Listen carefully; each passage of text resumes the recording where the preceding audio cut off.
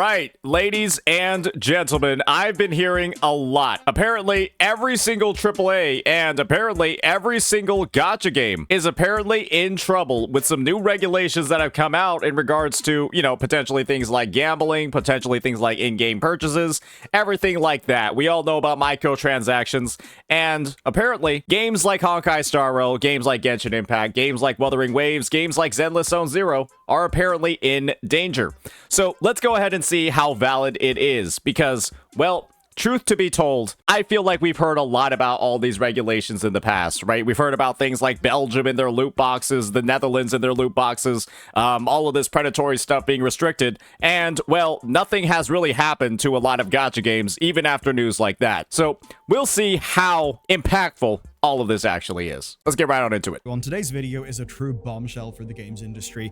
This is one of those things that can have true impact, so let me explain. We've heard that before. 1,000,000% we've heard that before, and then nothing happened to gacha games. What just happened is the European Union just rewrote the rules on premium currency in games. Of course, that's the home of Ubisoft, of CD Projekt, of DICE, of Remedy, and so many other companies. And make no mistake, the new rules that they have just laid out could change gaming utterly. Actually change the games that you play. So you know those bundles where you've got to buy more currency than the item that you want costs? Or perhaps the idea of limited time events, of no refunds and digital purchases. These are all being fought against by legislators. And when the EU takes action, it's a large enough block that it can reverberate around the world. And as evidence, how's that USB-C charger on our phone working out? There's a lot to talk about. Strap in. This one could actually, honestly, be pretty fucking good. Yeah, I mean, we definitely saw, we just saw, Honkai Star Rail straight up shown over here in a bunch of different gacha games, so let's see. Enough, you've got EU legislation to thank for the standardized phone charger situation, and for many, the ability to play ROMs on their iPhone. But now we seem to have EU legislation to thank for premium currency being threatened, so here's what went on. In September 2024, the EU proposed the Digital Fairness Act that was targeting all the practices online that make using digital services miserable, and in particular, it called out dark patterns in video games as one of the targets, and that's basically the gross manipulative techniques that trick and strong-arm money out of people, obviously, especially applying to people who are not yet adults. And this is fairly weighty because in the EU alone, games are obviously big business. Revenues have been going up in the EU. Online game spending in 2018 represented 74% of turnover coming from online revenue, and 83% by 2022. That's all of those fun, dark patterns actually working and getting digital currency money out of people. But those dark patterns target the most vulnerable people the most. And there's no one more vulnerable in the eyes of the law than children. Children who spend an average of €31 a month on online games, according to data from Video Games Europe. I know just the solution for this. And if you two have been keeping up with Mr. Pokey's tweets, I think you know the solution as well to this problem. Yeah, you just gotta beat the shit out of them so they stop spending money. Yeah, you just gotta beat your kids up. Once that starts happening across more countries in the EU, I bet this number is going to go down. Yeah, I don't even think they need these regulations. I think they just need to start getting the belt out. I don't actually approve of that. That's just a joke. Well, that's actually went down from 2023. I guess that's good. Everyone's feeling a little bit of the economic pinch, but it's not stopped the EU from taking action to protect kids, basically, from predatory premium currency models. And in situations like this, there's often a great offender, right, that is held up as an example of something doing everything wrong. So you might wonder, is it an Activision game? Is it Ultimate Team from the EA football games? Maybe it was Roblox. No, today, it's a game about horses. Horses did this? Called Star Stable. You've probably never heard of it, but if this all does turn out good, we'll have the horse girls to thank. This is Star Stable Online. It comes from a Swedish developer called Star Stable Entertainment, and it is the game that may have just rewritten rules and monetization in the EU. So, has this game recently come out? This thing looks like it looks like it was made in fucking 2004, 2010. Oh, yeah, thanks, Horse Girls. Now, it turns out that Star Stable just uses all of the premium currency tactics in the book, which makes it a pretty awesome example, right? Especially because it is targeted at a younger audience. So True. on March 24, the Swedish Consumer Agency filed a complaint with the EU-wide Consumer Protection Cooperation Network. That's a mouthful. And that complaint alleged that Star Stable Entertainment were targeting children and using harmful commercial practices that breached EU consumer regulations. Now, the findings corroborated much of those allegations. They found that the game made direct appeals to children in their ads, that they were using pressuring techniques like FOMO, which is particularly despicable when it's not, on adults, and there was a lack of transparency on purchases and loads more things. Yeah, I mean, it kind of just seems like all of the shit that you would normally find in a gacha game. Direct appeals and advertisements, every time they show the newest limited characters trailer in a YouTube, in like a YouTube short or like a YouTube ad, that's an advertisement basically telling you, hey, here's the newest person that came out. Use of pressuring techniques like time limit. I mean, the banners have a duration, right? Lack of clear and transparent information. I mean, yeah, that's how like the 50-50 system works. That's how getting a 5-star in 10 polls versus getting a 5-star when you hit the soft pity or even going to hard pity. Yeah, the fact that you don't know what the soft pity is in any of the games is, yeah, pretty lack of clear and transparent information. You kind of have to like either just know it from experiencing it firsthand or like researching online. They don't tell you what the soft pity is in-game. And then failure by the companies to ensure that influencers promoting their products clearly disclose. Yeah, a lot of people don't use hashtag ad properly. I mean, here's an example of one that's particularly rough. They were responsible for influencers promoting the game to kids without any disclosure of the spending risk. So, in short, it's bloody well damning. Star Stable Entertainment now have a month to address complaints and propose solutions with their game, but what matters for our purposes today is the Consumer Protection Cooperation Network, we can just call the CPCN, they have laid out what they want. So I'll spell it out via an example. This is what should happen in the ideal world. You, dear gamer, want to buy yourself a new horse. You see that your new horse costs 300 star coins. The store tells you that's around £5, so it just lets you buy 300 coins exactly. You buy exactly what you need for the horse, rather than the current bundles that exist of 200 coins or 400 coins, meaning that you always have to buy with some wastage, which just ends up giving the company more money. So in short, no obfuscation bullshit, no weird tactics. That doesn't seem particularly crazy, because as far as I'm concerned, do they just have a system in the game? It sounds like they already have a system to just straight up buy the horses right now with a certain amount of money. And the only problem is that you're not able to directly buy that amount of currency. You have to buy it in like packages that are either too much or too little. And worst of all for these companies, this will have them bloody well shaking. You'd have to have a refund policy, both for the coins and the horse. And none of this would be pitched as a limited time event where you have got to get the thing right now. So that's an example then of how these policies should be applied, and each is indeed a massive win for consumers. But that would not matter if this amounted to nothing. You could look at all this and think, right, so some Swedish horse game has got a slap on the wrist.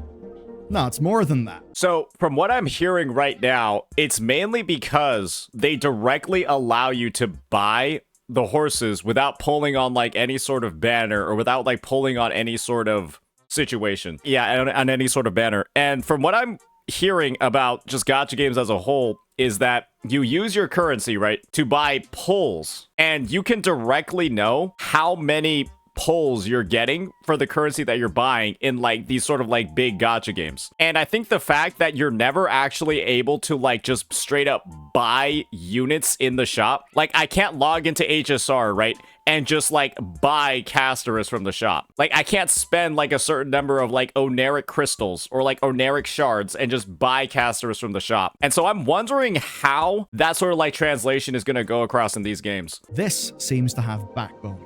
So here's the big important bit.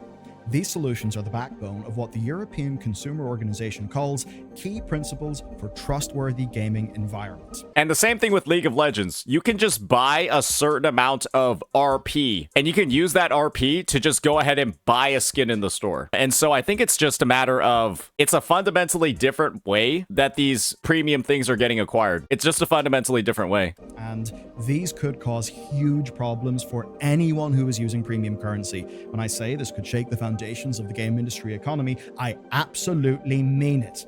So these, which I'm going to spell out for you, are the minimum requirements for purchasing and using virtual currencies in the EU. And what's neat is the philosophy behind them. So the CPCN considers these premium currencies as an equivalent to the real money that is used to purchase them. And that for them means that they are just as worthy of legal scrutiny. So you can see how that is, in a way, a mindset shift that paves the way for actually treating these as they are. So just think about the last game that you played that had a premium currency in it. Whatever that game is, I want you to keep it in mind. And with that in your mind, I'm now going to go through the various different practices that this targets. So, prices for premium currency packs that are a little more than the available product. So you've got to buy extra coins, extra gems, whatever it may be. Obfuscation of how much currency is worth by always pairing currency with other items or multiple currency options. As an example, I think World of Warcraft may actually fall for that because it includes Trader's Tender in one of the new mount bundles. Another one, a complete lack of a refund option for making currency purchases or even for in-game items. So there would have to be a refund policy. That's something none of us are used to in these games. Also, FOMO practices to encourage buying. Those are going to be looked at, so some of those may no longer be allowed. So the FOMO practices aren't outright banned. They're simply going to be looked at so that they aren't too severe. When designing commercial practices that encourage the purchase and or use of in-game virtual currencies, including advertisement and marketing techniques, consider the specific vulnerabilities and ensure that they do not exploit these vulnerabilities. Okay, that sounds a little loose. Simply consider and ensure they don't exploit. That does sound a little bit loose, in my opinion. I am not sure how they're going to enforce this one. That's a little bit too broad. All of these practices are now something that the EU can hold against developers and publishers, even more so if the parental controls of said game are not up to scratch. So it's less a case of me saying, can you think of any game that falls into those categories? And it's more me saying, can you think of a game that doesn't fall into those criteria? It's fairly humongous, which might indeed be the point here. We know this is something the EU have been thinking about in other circumstances than just Star Stable. As an example, in September 2024, the European Consumer Organization published a report on popular online games. And in that report, they targeted Diablo 4, EA Sports FC 24, Minecraft, Fortnite, and a bunch of others. And it was all about how the virtual currencies work. They were not thrilled on what they found in those games, right? Because many of them, well, they did the same things that, Star Stable did. Yeah. That we do not like. And that straight up means we can say that Electronic Arts and Blizzard Entertainment are being directly targeted by this body.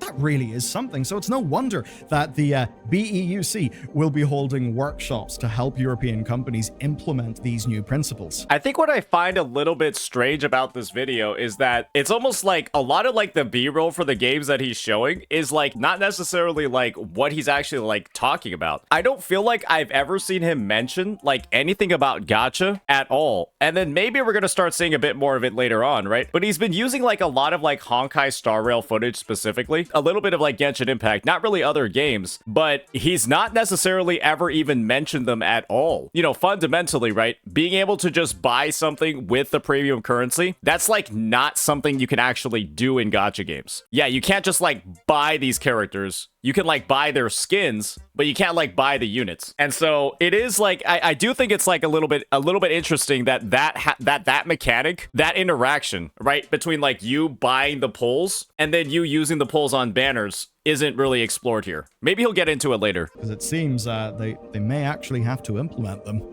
Everything that they previously thought was acceptable pretty much now isn't. And here's the shocking thing.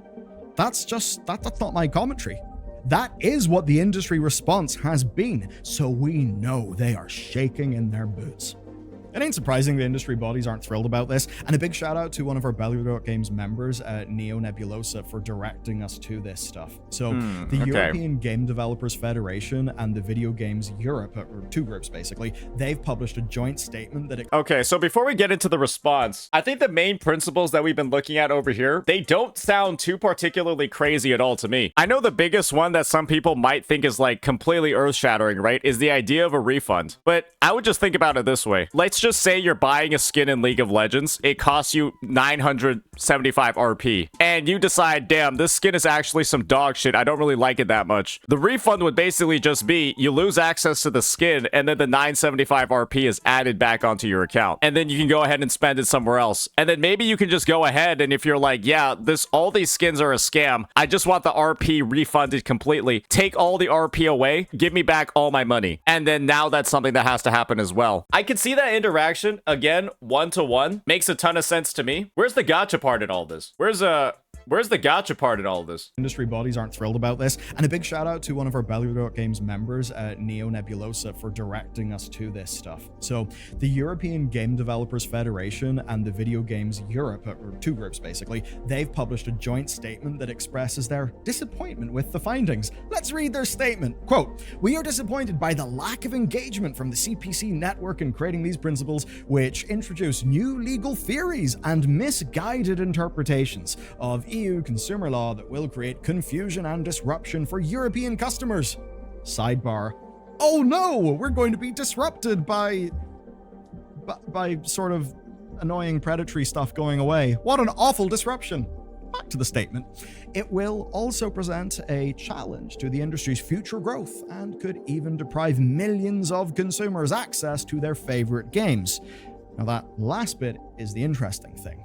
So, understandably, right? Refund in Gamba again? Refund all my characters to S6 and then move on to the next one? Yeah, that's what I'm saying. It sounds like a little bit... You can see how, like, pulling a unit and pulling a character is fundamentally different from, like, things like these skins and stuff. Because, right, every single unit is going to cost a different amount of money for every single player. And then you got to incorporate the free pulls that you're using, right, from, like, grinding the game into the pity and stuff that you're building up. And so, like, what happens, right? Like, oh, you lose the character's deleted off your account, and then you get XYZ amount of like pulls refunded, and then you get the pulls refunded into the currency, and then you can get the currency refunded into the pulls. That's kind of like a situation that I feel like is not really entirely explored here, and I'm not even sure if gacha even applies. I feel like the only main thing that they might be able to do is, let's just say you buy 10,000 currency, right? And then you get like 50 pulls off of it, but you don't spend the pulls. Maybe you're able to refund those pulls, put them back into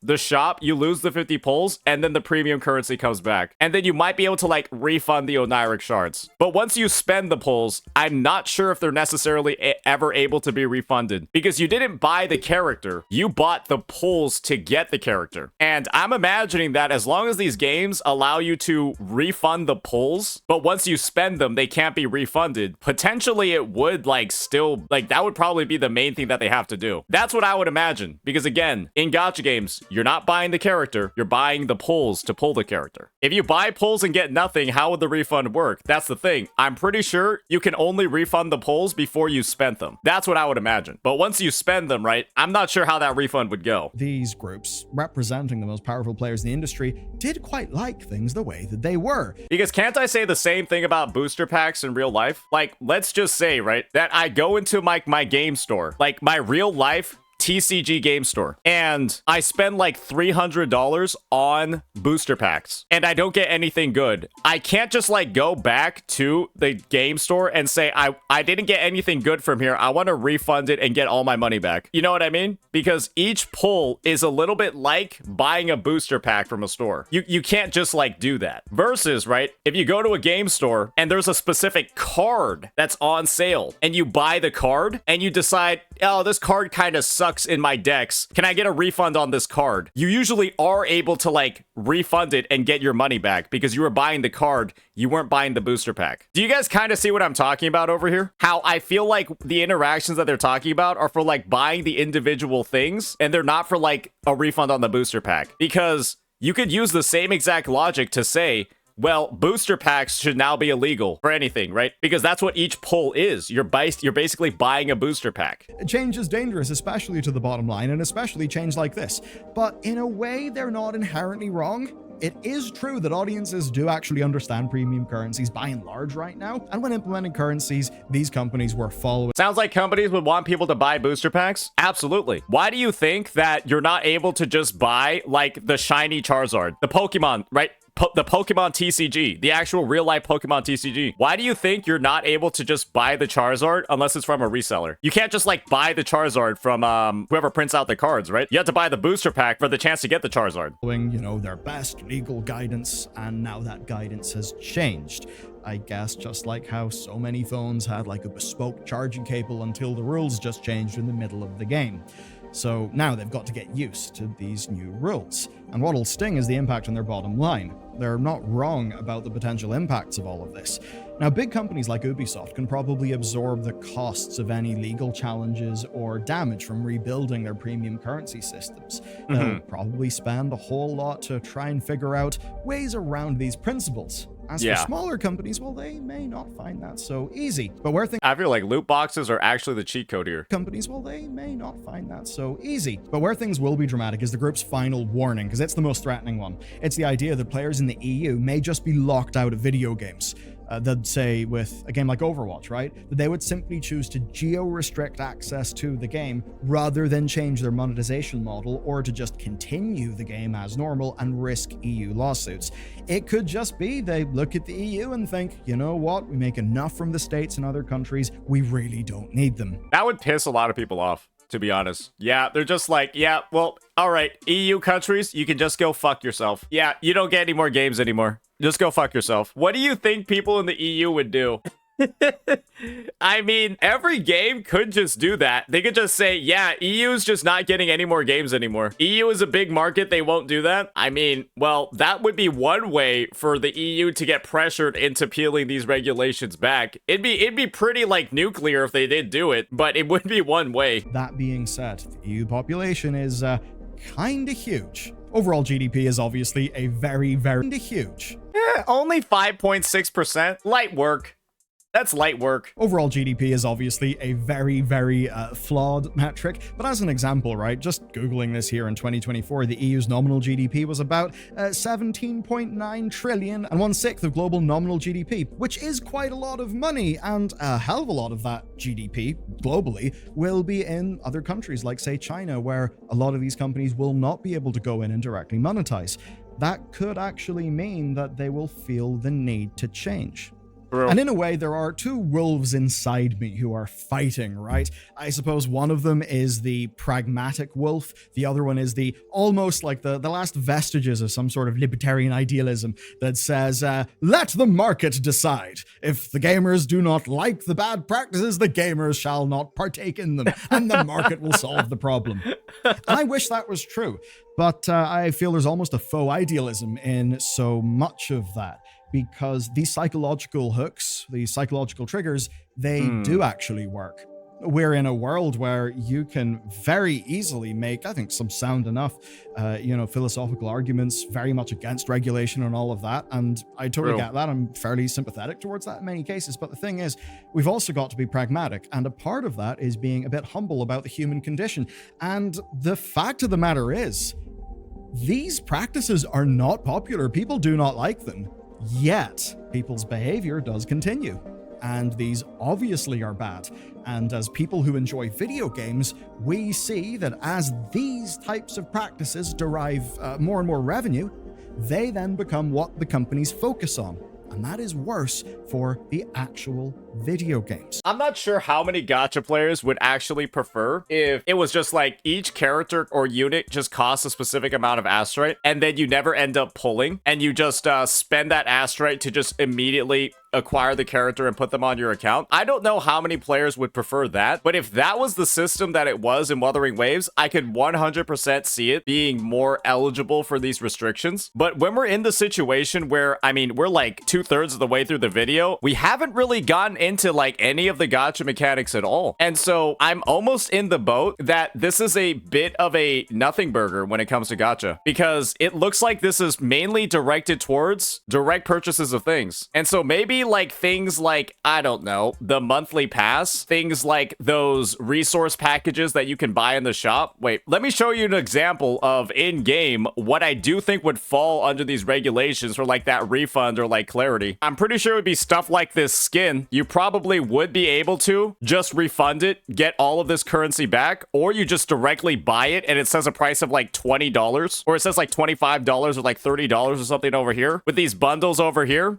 it just says, well, I mean, Wuwa basically already fucking has it. Let's be real, right? You just buy it for like $9.99, $9.99, $29.99. So it's kind of just already there. So I guess you could just get these refunded as well. And you would end up with like either negative pulls on your account, or maybe you can't refund them if you've already spent them. All these bundles over here too, probably able to refund these as well. Assuming you haven't spent these yet. Maybe the resources just get extracted out of your account, right? Like these are the things, right? The stuff that you're actually able to just buy with the premium currency up here. The stuff that you can just straight up buy, right? Outfits, all of this stuff, refundable things. But it's like, once I go ahead and I spend the currency, right? I like convert it and then I take that conversion and then spend it? Probably not. I don't think so. No, I don't think so. Because again, each time I spend one of these, that's like me opening a booster pack. Right? It is like me opening a booster pack. And just because I don't like what's inside the booster pack, that doesn't mean I can just go back to the store and ask for a refund because I don't like what's in the booster pack. Because I bought this knowing what the rates were going to be, or I'm supposed to know what the risks are, at least are supposed to be, right? I'm supposed to know everything that I could possibly get. I know all of these things. This is literally just a booster pack. You know all the possible cards that are going to be in the booster pack that you're buying. You know the rates of every single one. And, you know, a booster pack is basically like, you know, a 5-card booster pack is like spending 5 pulls at once. And, you know, if you don't hit the super rare, secret rare card, you can't just say, oh, let me go again. Let me go again for free. And so, yeah, I don't think gacha is really going to be impacted at all to the degree that people are talking about. Everyone's saying that like, oh, like gacha is dead. Oh, gacha is going to EOS. Oh, gacha is doomed. I really don't think that this video is saying any of that at all. And I'm not saying this to like defend gacha games or defend predatory practices at all. I'm merely going by the examples that we've seen, and they've all been stuff like, again, direct purchases, right? Being able to just buy this for 300. And you can't do that with characters. But it currently doesn't tell you how much is that 1 or 10 pull. Like, you know, it's 160 Astrite, which is converted from Lunite. It's not about 160 resources. It's about showing exactly how much that is in dollars. Then it's probably just this gets turned into a dollar amount then, or like whatever. And then you know, they add another thing over here where you just get to buy them and it shows the amount of money. So again, fundamentally, I don't think that any of the systems are really going to change. It's just going to be like minor things in the shop. At most, everything in the game just becomes like this, where it shows a dollar amount. They phase out the Lunite. They probably turn this into some sort of like wallet. Maybe they turn this into like some sort of like in-game wallet. And then, yeah, but fundamentally, none of the systems are kind of just going to change at all. So, I mean, maybe that's it. I don't even know if in like those laws and regulations, it said that premium currency wasn't allowed. It didn't seem like it was saying that premium currency was banned as a whole. It probably just said it needs to be like more transparent. So yeah, that doesn't seem like a huge amount of trouble. That sounds like probably something a team of like 2 interns could do over the weekend. And if we're calling like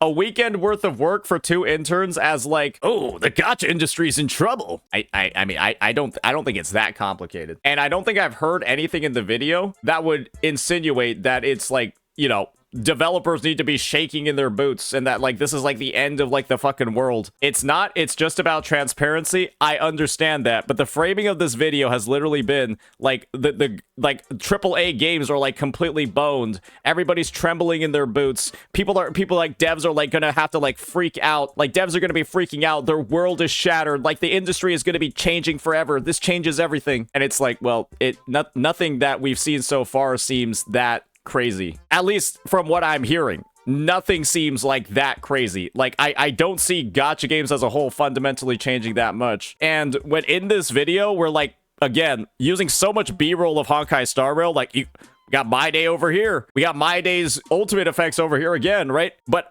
I think it doesn't seem like that much is really going to be that different in the games. Yeah, I do think that this is going to be very, very over-exaggerated. I feel like, yeah, a lot of, like, the framing that we've had in this conversation, it does seem a little bit over-exaggerated. It just removes 2 known psychological tricks that gacha uses. Well, this is the thing, guys. We might be seeing some shit where it's like, each pull costs, like, I don't know, like $1.99 or something, right? And then they have, like, a 20x pull package or a 40x pull package where it says like 20% discount. And so instead of seeing over here bonus of like 1600, bonus of like XYZ, bonus of whatever, right? It literally just says like discount. So the same psychological stuff is going to be there.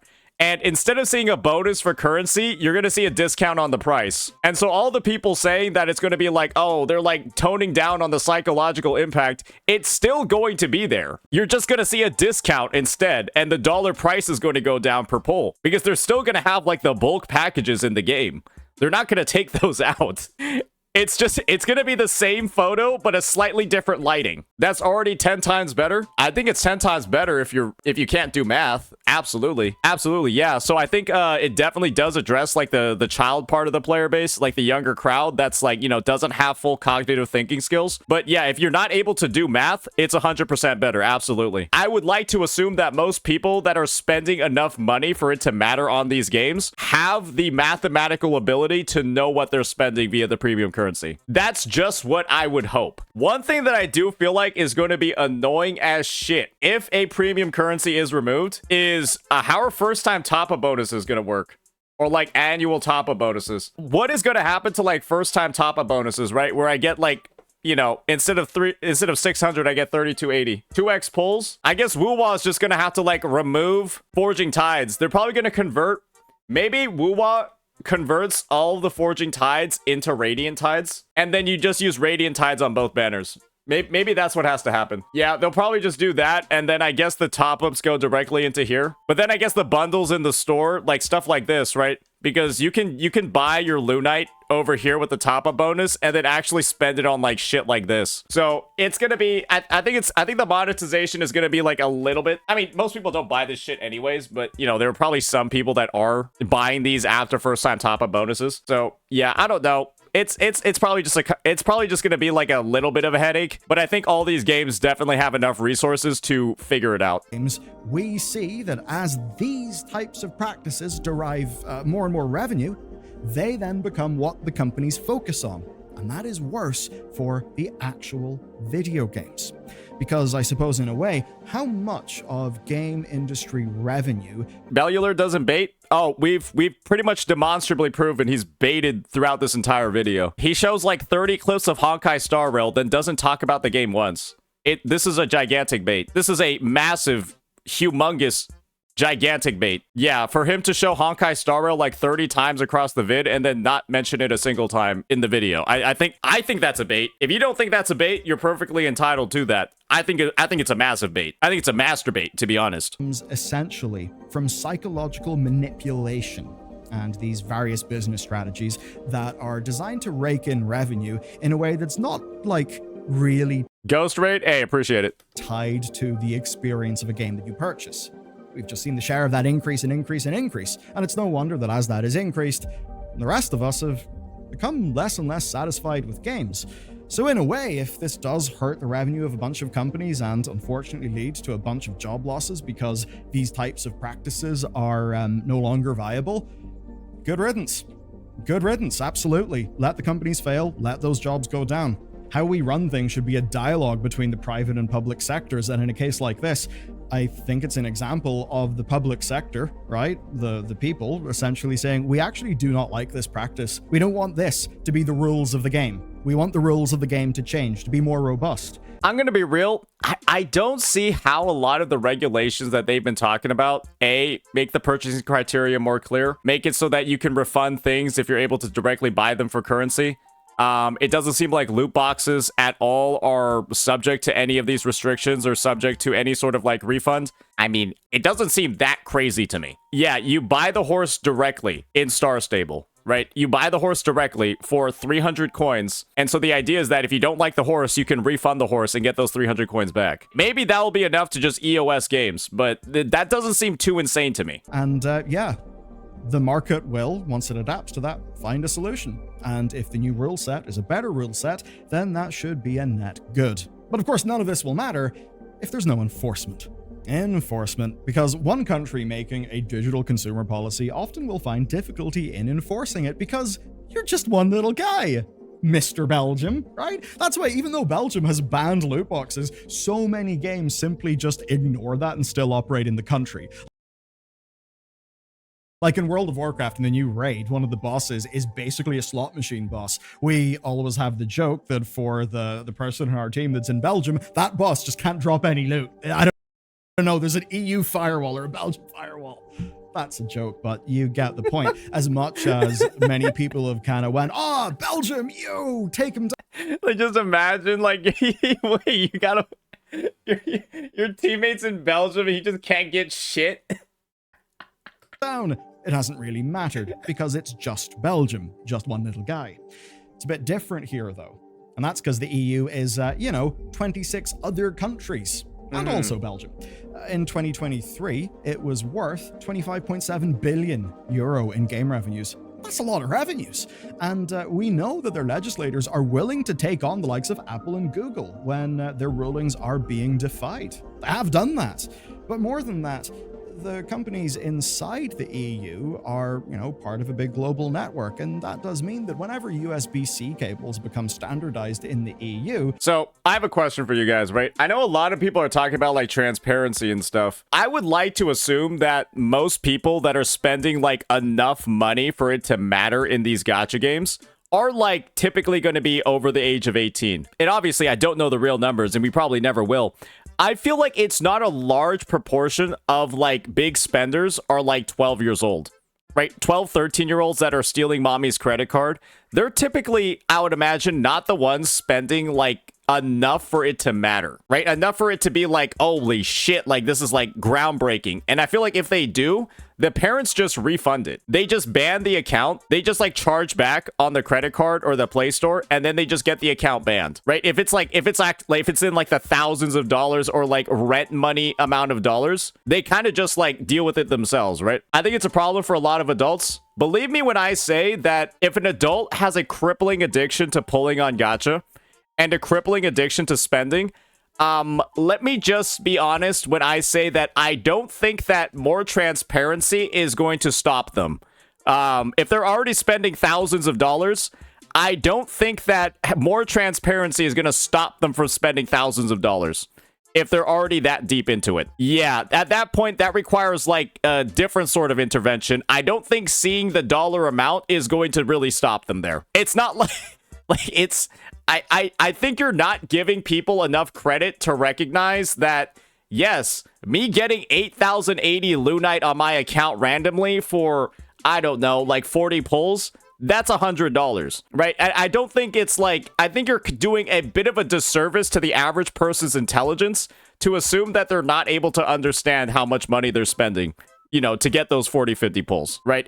I don't think people are legitimately that dumb. If they have that type of money to spend, I don't think people can actually be, like, that stupid to not recognize what's going on. And so a lot of this regulation was geared towards children and the impact on children. And so I can see how that would be very helpful for kids. But for, again, the amount that's actually meaningfully being spent, again, in, like, the thousands, the 2000s, where, like, the real predatory stuff is, like, happening, not just, like, 50, 40 bucks. Yeah, I don't think, like, people are, like, when they're in the territory of thousands, I don't think it's just, like, going over their head how much is being spent. They then become standardized everywhere because of manufacturing limitations. I'm sure Apple would have loved to have continued just selling people lightning adapters in the States, but... You need to go out more, Saint. People are just that dumb. This is the question I'll ask you guys. Do you think them seeing the amount of dollars that they're spending on the pulls is going to make them stop? Do you think that somebody's just going to be like, oh man, I see how much money it is now. Oh, I'm done. We're never doing this again.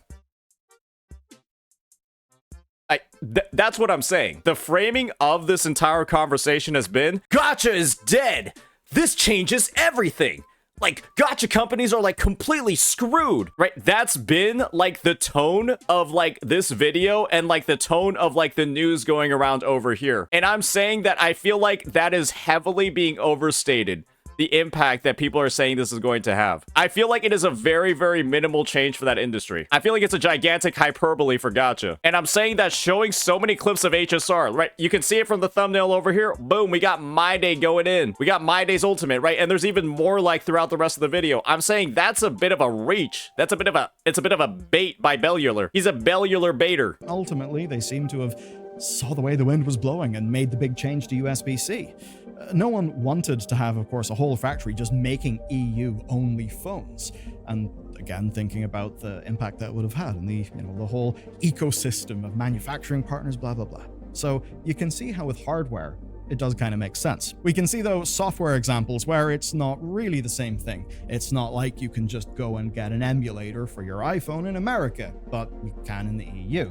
So the question then is, will developers want to risk losing a large slice of that EU-derived money? Or will they simply have to ship a cut-down and less exploitative version of their in-game monetization to European countries? If so, it puts them in a fun little dilemma where... And again, the framing here is, I don't even think the changes need to be that crazy. A lot of the stuff that we've heard described, it doesn't really seem that insane. Maybe I'm not like reading enough into the issue, but I do feel like this whole like, yeah, they're gonna have to dramatically change how they're like monetizing stuff. They're gonna have to like dramatically shift like the way that the shop is like set up. Doesn't really seem like it. American gamer may get a transparent... I agree that it's a good thing, but I think the framing of like gaming is like dead it's a bit of a reach. Apparently worse deal than, say, the European gamer.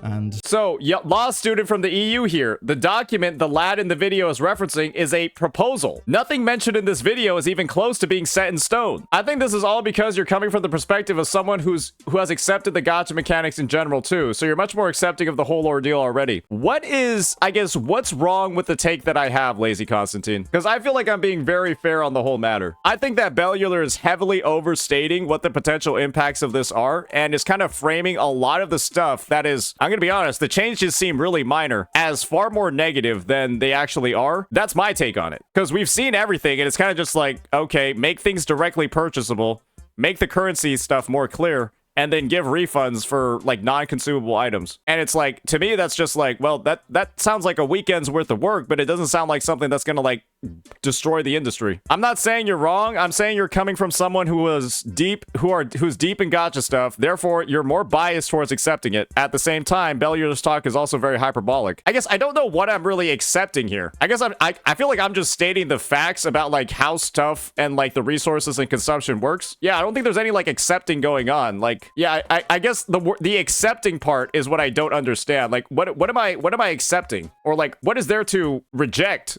that I am accepting? Because I don't even feel like I'm like defending gacha game mechanics. I'm merely saying that what I'm seeing in this video, I feel like doesn't apply to gacha. I feel like that's kind of like the main take that I've been having. Everything I've been seeing in the video, all the proposed restrictions, all the proposed regulations, I don't feel like they really apply in the way that people think that they will be applying in game. That's the thing. And so all the people saying that this is gonna like end gacha, that this is like game changing for the gacha industry, I feel like either probably didn't understand the video. Well, as you're deep in the gacha stuff, therefore opening a booster pack, for example, is fine. But for people who had never done that, the idea of buying a chance to get something sounds absurd. Well, yeah, that's why, yeah, and they're perfectly fine to find it absurd. That's why they just don't play gacha games, and that's why they don't buy booster packs. I mean, I think that's just like, if they don't like the mechanic, they just don't play the games. And there are plenty of people, believe me, there are plenty of people that don't play gacha games and that don't buy booster packs. Yeah, they just don't like them, so they don't touch them. So yeah, I mean, I think it's just, I think it is what it is. I don't think there's anything to like accept or reject. I think it's just like, yeah, if you don't like these sort of games, you just don't play them. If you don't like that way of acquiring rare cards and stuff, you just don't play them. The idea is that now that it's more transparent, more people will realize that and hopefully control themselves better. If the problem is that they can't control themselves, these rules don't matter.